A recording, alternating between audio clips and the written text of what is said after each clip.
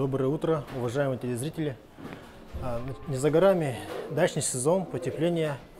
С ними многие наши зрители планируют начать строительство жилых домов на своих земельных участках. В связи с этим я хотел бы вам немного рассказать о документах, которые необходимо оформить для строительства дома и последующей регистрации права построенного жилого дома на своем участке. К сожалению, если вы имеете собственный земельный участок, на нем нельзя построить дом там, где вы захотели, или там, где это заблагорассудится. Чтобы построить жилой дом, вам в первую очередь необходимо с августа 2018 года подавать уведомление о планируемом строительстве. Данное уведомление заменило получение разрешения на строительство, то есть сейчас вы подаете уведомление о планируемом строительстве жилого дома. В данном уведомлении указываются сведения о земельном участке, на котором будет строиться дом, сведения о застройщике, сведения о том, сколько будет собственников или же арендаторов земельного участка, если, скажем, у вас земельный участок находится в аренде. При этом очень важно знать, что при строительстве земельного участка необходимо учесть, какой вид разрешенного использования вашего земельного участка.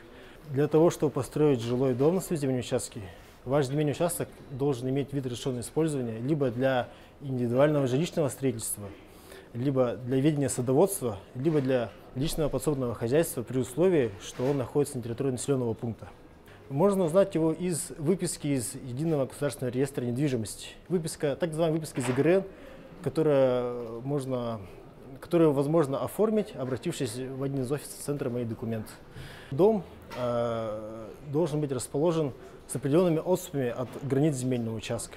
Данные отступы также указываются в уведомлении о планируемом строительстве. А после того, как вы подаете уведомление о планируемом строительстве, а это делается до начала строительства дома, вы дожидаетесь получения ответа от органа. То есть орган вам либо согласует планируемое строительство, либо же отказывает в нем. Но если вам орган согласовал планируемое строительство, вы начинаете строительство по тем параметрам, которые вы указали в планируемом строительстве. Построив дом, вы подаете уведомление об окончании строительства. В данном уведомлении вы указываете, что дом построен с такими-то отступами от границ. Также указываются все сведения о земельном участке и снова о собственнике земельного участка, о застройщике. И также к этому уведомлению вы прикладываете технический план дома. Также прикладываете квитанцию об оплате госпошлины с августа 2018 года для того, чтобы зарегистрировать право на построенный дом и поставить его на кадастровый учет. Вы не обращаетесь в Росреестр напрямую. Вы лишь подаете уведомление об окончании строительства в орган местного самоуправления. Очень важная информация для тех, кто построил дом без каких-либо разрешительных документов.